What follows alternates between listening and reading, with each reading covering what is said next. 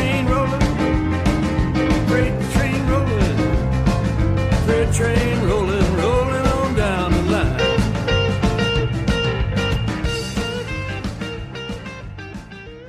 Hello and welcome to CounterPunch Radio. My name's Eric Draitzer. Thanks so much for tuning in, coming back, finding the show, first-time listeners. Happy to have you aboard. I'm really excited to have a very special guest on the line with me to talk about as current of an issue as we could possibly talk about. I'm going to just make my quick little pitch for CounterPunch and remind listeners that alternative media, independent media is so critical in these times that we're living through right now. Increasingly, our spaces on the left are shrinking. I think it's doubly important that we support those outlets that do remain, especially those that have a track record of committed activism, of committed progressive discourse, and so forth. I think CounterPunch really does fit the bill there. It is this little outpost in the wilderness that we run here, and we really do depend on all of your support. You can get yourself a subscription to the print magazine, or you can make a donation through the PayPal, pick up the phone and call the CounterPunch office. However you want to do it, it's greatly appreciated. So that out of the way, I want to turn to my guest today. Very happy to have Mark Weisbrot on the program. Mark is the co-director of the Center for Economic and Policy Research in Washington, D.C. He's the author of the very important book, Failed: What the Experts Got Wrong About the Global Economy. Also a co-author with Dean Baker of the book Social Security: The Phony Crisis. His column appears pretty much everywhere. You can find his work from the New York Times, Washington Post, LA Times, The Guardian, and of course our humble little production studio that we call CounterPunch. So with that said, Mark Weisbrot, welcome to CounterPunch Radio. Thanks for having me. So I want to begin by asking you about this very important paper that you and your colleague Jeffrey Sachs just released, really just in the last, 48 hours or so. Again, for those people who have not seen the paper or heard about it, this is from the Center for Economic and Policy Research, entitled Economic Sanctions as Collective Punishment: The Case of Venezuela. So Mark, I just want to begin by asking you very simply, tell us about this study, give us a summary of the results and what your findings were. Well, we found that the sanctions, which was, I think, kind of obvious, but we did the best from the available data to take a closer look at it. We found that the sanctions have killed a lot of people, tens of thousands of people, since August of 2017, and that's just through the end of 2018. We estimated more than 40,000. That's a rough estimate because you can't always tell what would have happened in the absence of the sanctions, but that's based on the increase in mortality that was found in survey data from 2017 to 2018. And so on that basis, since the sanctions, you could also see the impact of them in various other data. So for example, in August of 2017, right after the Trump administration announced these sanctions, there were broad financial sanctions that cut off most credit to the economy. Oil production fell very rapidly. It was already falling at about 20,000 barrels a month, but then it fell. The rate of decline tripled immediately after the August sanctions were implemented. Now, why does this matter? Well, oil in Venezuela is the basis of almost all of their export earnings, all the dollars that come to the economy, not just that end up in the government, but also the ones that end up in the private sector. So that's what the government and the private sector use to import food, life-saving medicines, medical equipment, the parts, spare parts, for infrastructure of water and sanitation. And so you had, during that period, increases in disease. You had, 80,000 people with HIV who haven't, you have that now, or at least in 2018 and more now, you had 80,000 people with HIV who had not had antiretroviral treatment since 2017.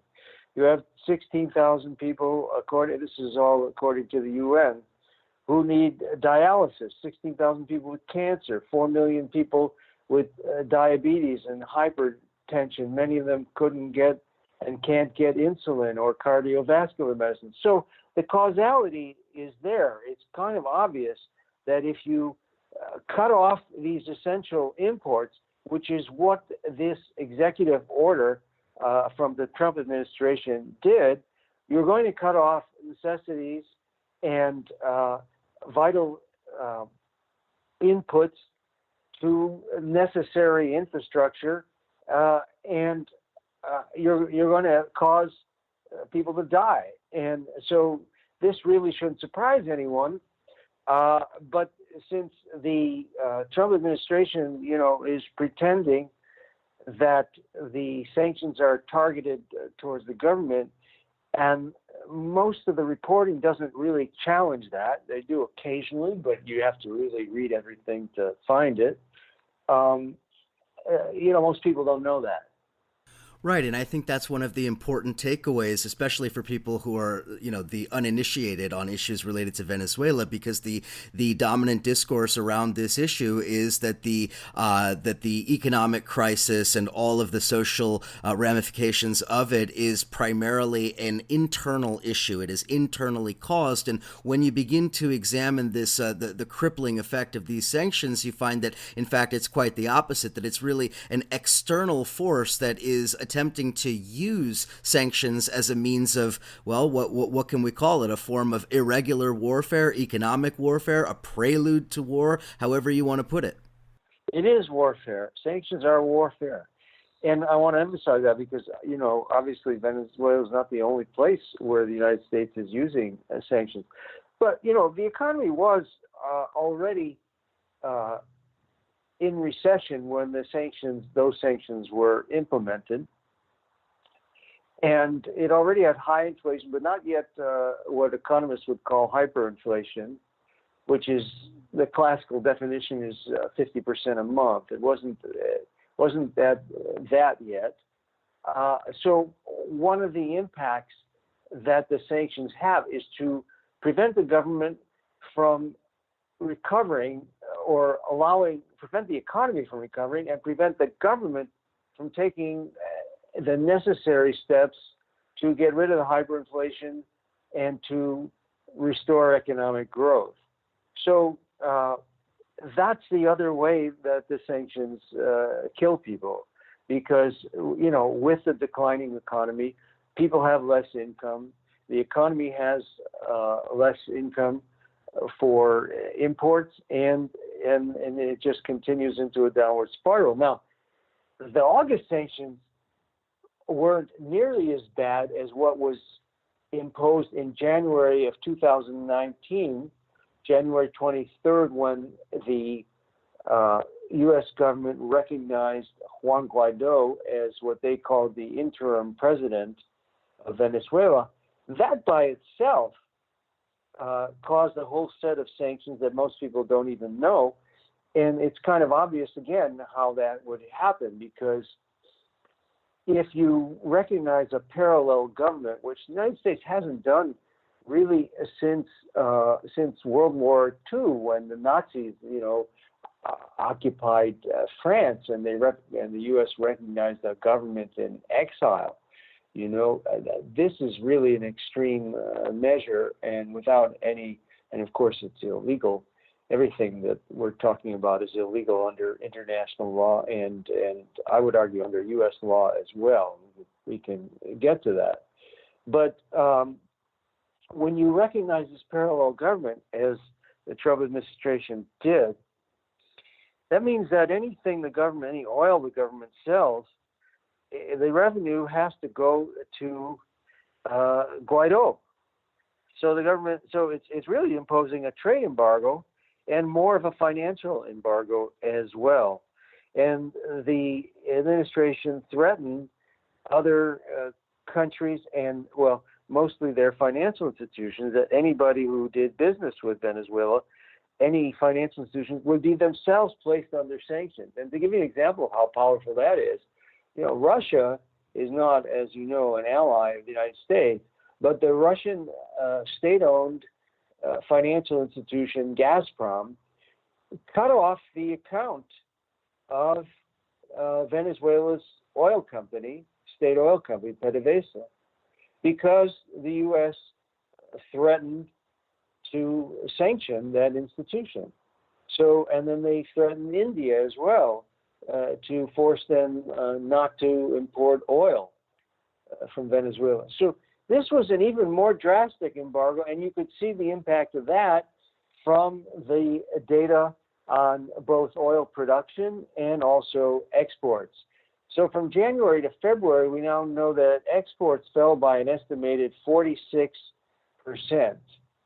which is incredible. I don't think it certainly never happened in Venezuela. I don't think it's probably never happened in Latin America, at least not in the modern era.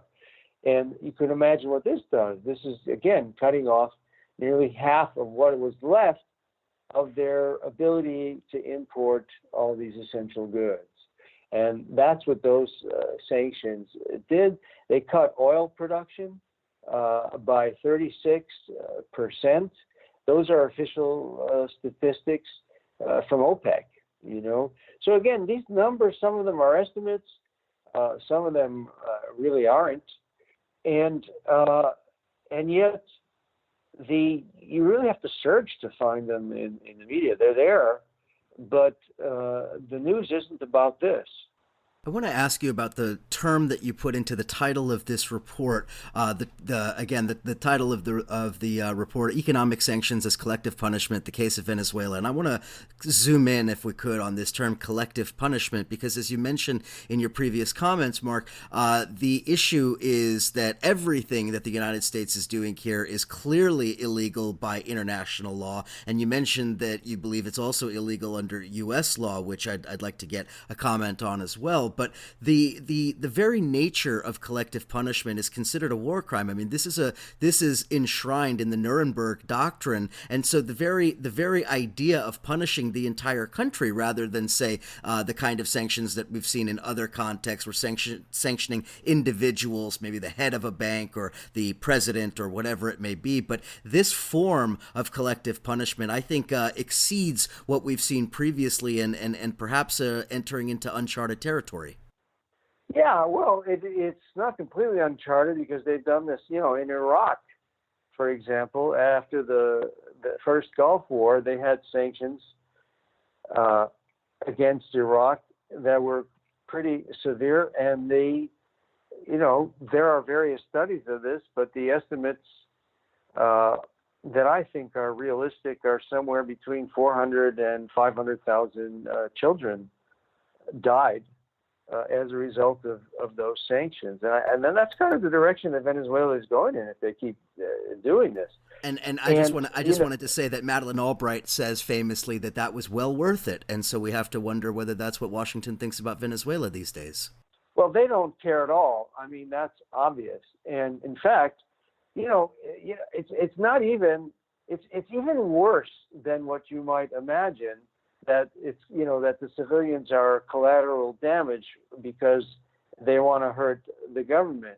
We put this in our paper. It's an exchange between Matt Lee, an Associated Press reporter, a very good reporter who asks these kind of hard questions at press briefings.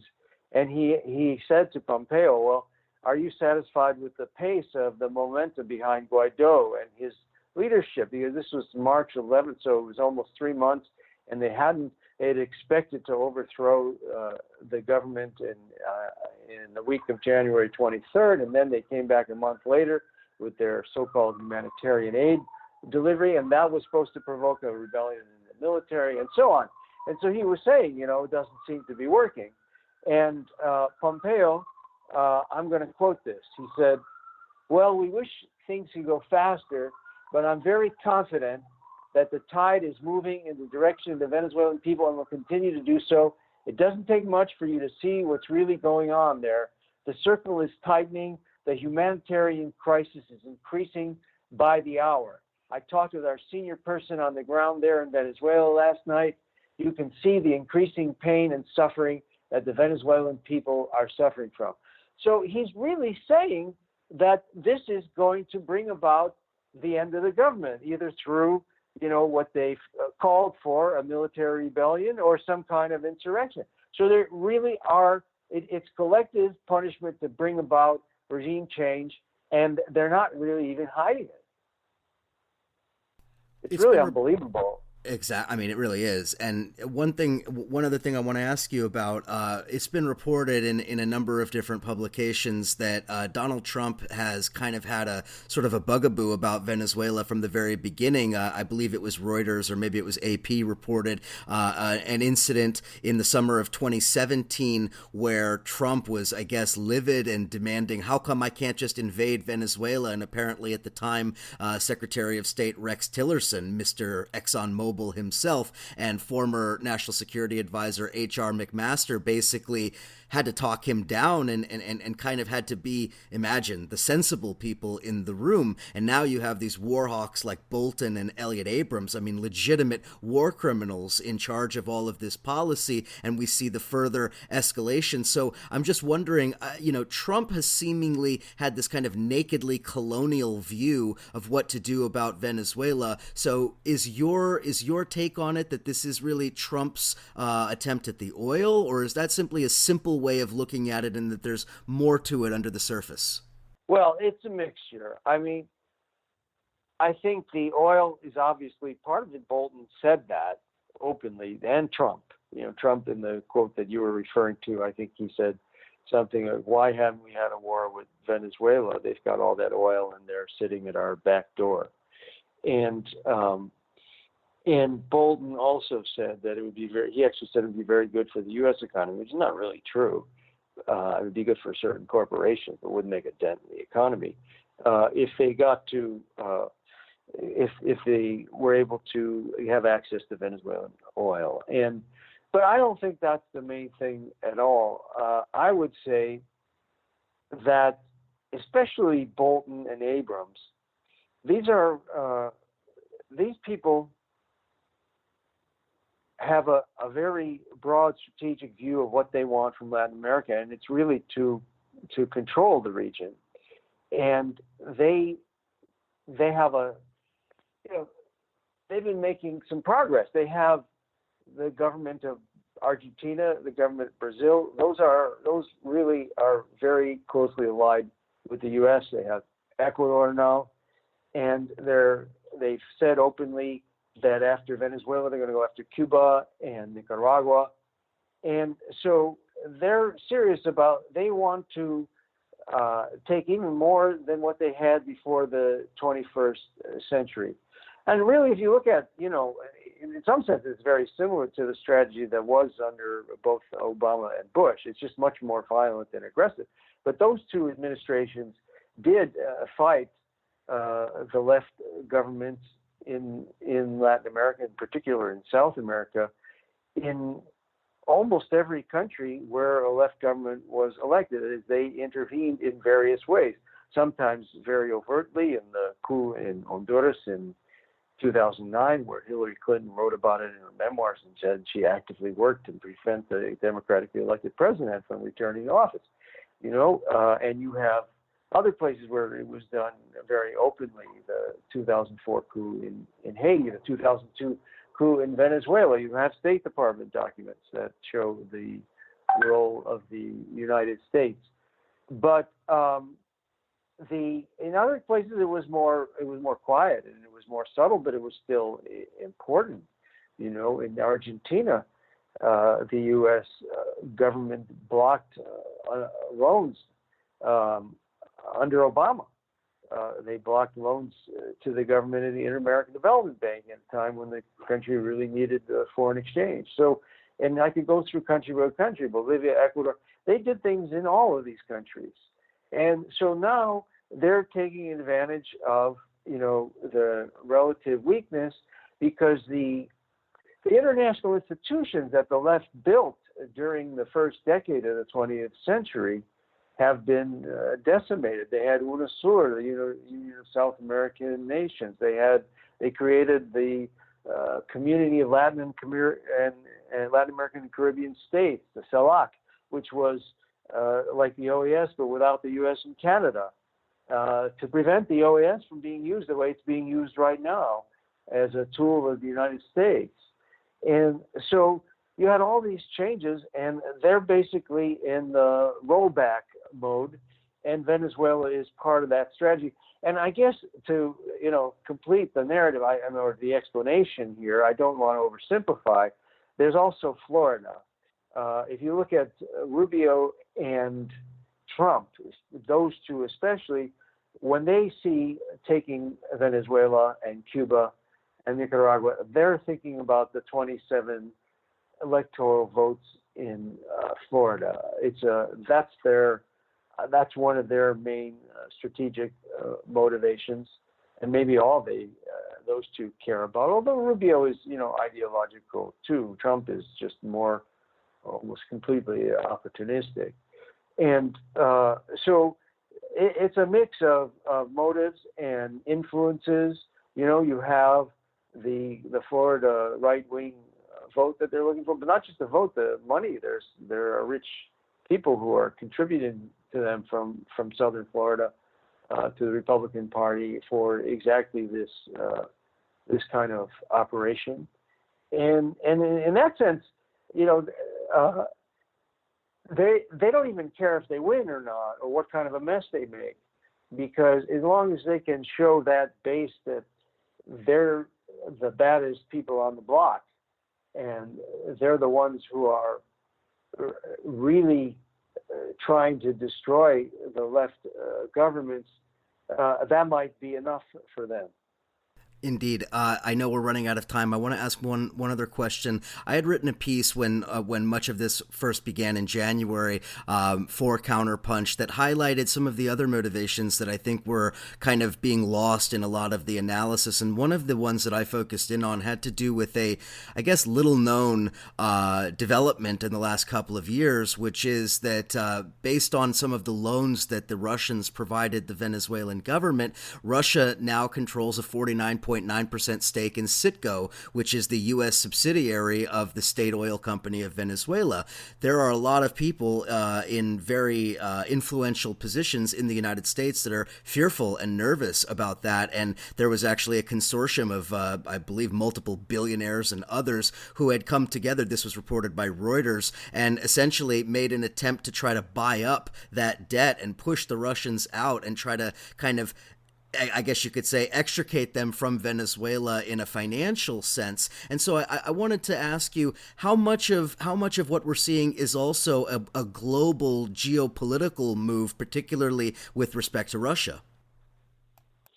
I don't think it would look any different what we're seeing today if Russia didn't exist. I really don't think it makes that much difference. I think what they're doing is what they've done. If you just look at the past half century, they've always intervened in whatever way they can get away with to oppose, various governments that are either more independent, left of center. It's really the independence that's the biggest thing. And especially with oil states. I mean, if you're just talking about Venezuela, an oil state is always going to have problems. You notice Iraq, Iran, Venezuela, they always have some problems with the United States unless they're tightly allied, because they're always going to be an influential power in whatever region they exist. And that means that from a Washington point of view, an imperial point of view, they're going to want to make sure that government is one that at the very least aligns with their foreign policy. That's what most of the fight is really about. I mean, look at Haiti. They've overthrown that government twice since 1991, and Haiti has nothing. It's just a pawn, and it's a chess game, and they're going to take it when they can get it. And that's what I think mostly what we're looking at. It's really about power overwhelmingly. And just in the last couple of minutes here, I know you don't have a crystal ball, but I'd like to get your read on how close are we to a war potentially in Venezuela now that we're seeing this coup fail and collapse, and Guaido really being called into question in terms of legitimacy, and Leopoldo Lopez on the run, etc. What's your read on how close to war we are? And then the second part of that, and maybe this is the crux of my question, is from your perspective, what's the real path forward here? How do we actually resolve whatever conflicts and issues need to be resolved and avoid a war? Well, people like Trump and Bolton are pretty, and Abrams are, they can be pretty crazy, so you can't rule it out. But on the other hand, I mean, if I were to guess, I would say that, it's dangerous, because if they had the right pretext, they might do it. But it's not it doesn't seem to be their plan right now. Their right-wing allies in Latin America don't want it. Their coalition and the willing in Europe don't want it. And, again, they could just say, well, we don't care. But, other parts of the so-called national security state, the State Department, the Pentagon, they tend to not want the kind of, they don't want a war that they can't win. I mean, they're not going to, I think the smart people realize that you're not going to be able to impose a Chilean-style dictatorship on that country. It's, and this partly answers your other question, it's a polarized country, and it's also heavily armed. And so there really has to be some kind of negotiated solution. And I don't see any other way. The question is, the U.S. is definitely pushing the country away from that. In fact, they've chosen Juan Guaido because he's part of Voluntad Popular, and his mentor is Leopoldo Lopez, and they have a hard line against, negotiation.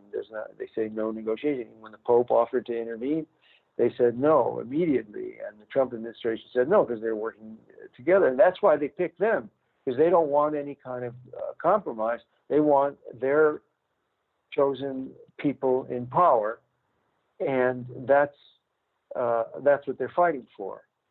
And so, on the other hand, it's not clear how they're going to get that. You can see for 3 months they've already failed in every attempt. The coup this week was the attempted coup was a complete failure. I think it was mainly just Guaido trying to provoke the government to arrest him, and then hoping that the U.S. would intervene militarily as a result of that. But the solution is going to have to be a negotiated solution. I think if the U.S. was not involved, they probably would settle their differences. Well, I guess we're going to have to monitor it very closely. And of course, all of us who are interested in peace and instability are going to do whatever we can to maintain it and to defend international law, sovereignty, and the rule of law. I want to thank you, Mark Weisbrot, for coming on the program today and for this very important report that you've released with Jeffrey Sachs. Again, the report, Economic Sanctions as Collective Punishment, the Case of Venezuela, published by the Center for Economic and Policy Research. Mark Weisbrot, thanks so much for coming on CounterPunch Radio and speaking with us today. Thanks for inviting me, Eric. Listeners, thank you as always. We'll chat again very soon.